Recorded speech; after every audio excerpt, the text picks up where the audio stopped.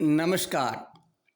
मैं अंबिका प्रसाद आज आपको लॉजिकल सिंबल्स के बारे में बताने जा रहा हूँ। इसके पहले मैंने आपको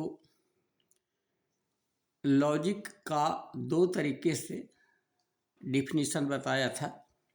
पहला तरीका था इवेंट्स पर आधारित और दूसरा तरीका था इनपुट एंड आउटपुट पर आधारित। दोनों तरीकों से आपको समझ में आ गया था कि लॉजिक एक्चुअली होता है क्या। इसके साथ ही मैंने आपको 3 प्रकार के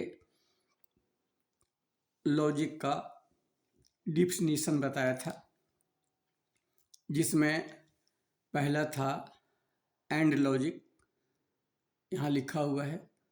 दूसरा है और लॉजिक और तीसरा था ये नॉट लॉजिक। इन तीनों लॉजिक का डिफिनीशन दोनों तरीकों से मैंने आपको बताया था। पहला तरीका था इवेंट्स पर आधारित और दूसरा तरीका था इनपुट एंड आउटपुट पर आधारित। आज मेरा विषय है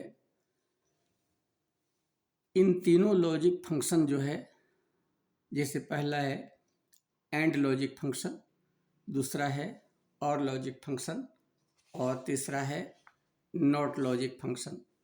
इस तीनों लॉजिक का हम सिंबॉलिक रिप्रेजेंटेशन और एक्सप्रेशन तथा इक्वेशन के बारे में बताने जा रहे हैं।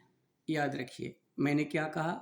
मैंने कहा सिंबॉलिक रिप्रेजेंटेशन के बारे में बताऊंगा, फिर मैंने कहा इक्वेशन के बारे में बताऊंगा और फिर मैंने कहा एक्सप्रेशन। मैंने 3 चीज़, पहला है सिंबॉलिक रिप्रेजेंटेशन, दूसरा है इक्वेशन और तीसरा है एक्सप्लेनेशन।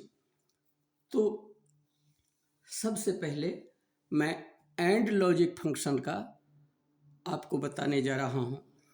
तो सबसे पहले एंड लॉजिक फंक्शन का हम आपको सिंबॉलिक रिप्रेजेंटेशन बताने जा रहे हैं। एंड लॉजिक फंक्शन का ये है सिंबल्स। अगर इस तरह का कहीं भी सिंबल बना हुआ हो, चिन्ह बना हुआ हो, तब उसे आप समझ जाइएगा देख करके कि यह एंड लॉजिक फंक्शन का सिंबल है।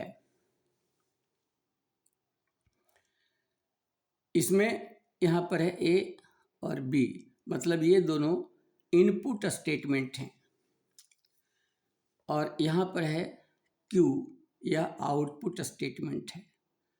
तो ये हुआ, यहाँ पर है सिंबॉलिक रिप्रेजेंटेशन, मतलब चित्र, सिंबल। ये हुआ एंड लॉजिक फंक्शन का सिंबल। इसके बाद है इक्वेशन। इक्वेशन के द्वारा हम इसे कैसे दिखाएंगे। तो यहाँ पर देखिए है Q is equal to A dot B। यही हुआ इक्वेशन। इक्वेशन के रूप में हम इसे बोलेंगे Q is equal to A dot B। यहाँ पर यह जो डॉट है इसका मतलब हुआ एंड लॉजिक फंक्शन, और Q आउटपुट हुआ ये वाला, और A और B ये दोनों इनपुट स्टेटमेंट हैं। तो इस तरह से हम सिंबॉलिक रिप्रेजेंटेशन दिखाते हैं। अब तीसरा है एक्सप्रेशन। तो इसको हम एक्सप्रेशन मतलब वक्तव्य के रूप में, बोली के रूप में कैसे बोलेंगे। तो यहाँ पर है देखिए Q is logically equivalent to A and B।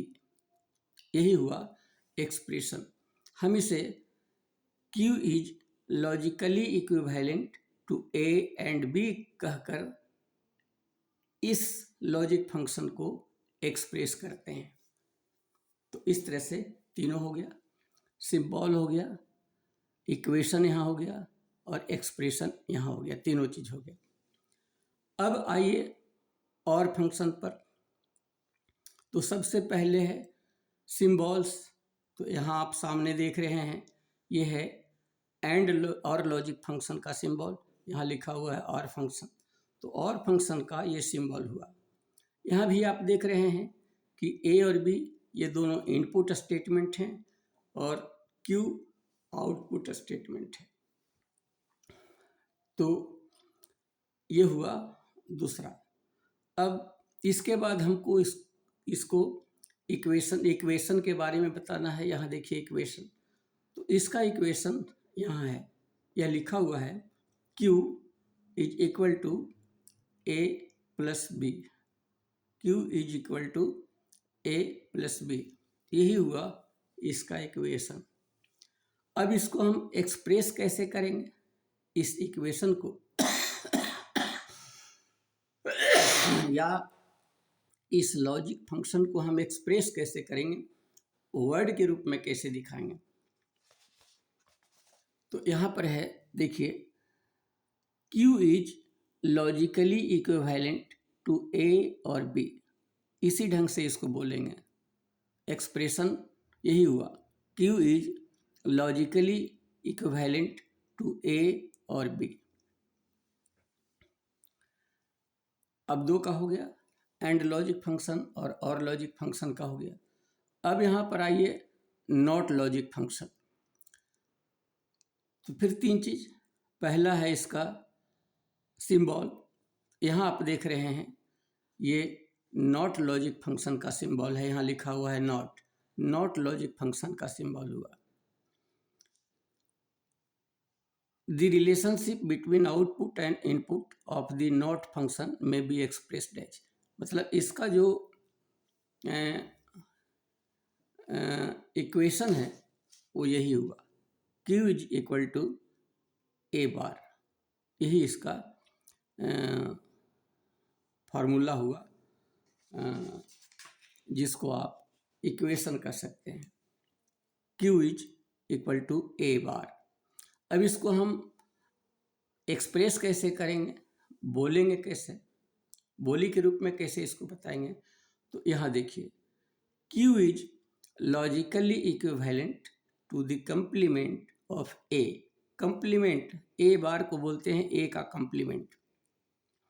Q is logically equivalent to the complement of A। इस तरह से हम इसको एक्सप्लेन करते हैं, एक्सप्रेस करते हैं। तो इस तरह से उम्मीद है कि आपको तीनों लॉजिक फंक्शन का डिटेल समझ में आ गया होगा, और उम्मीद करते हैं कि आप अच्छी तरह से समझ गए होंगे। और अच्छी तरह से अगर समझ गए हैं तो चैनल को सब्सक्राइब और वीडियो को लाइक करना ना भूलें। Thank you, God bless you. आप हमेशा इस चैनल को देखते रहिए ताकि अधिक से अधिक वीडियो आपके पास पहुंचता रहे।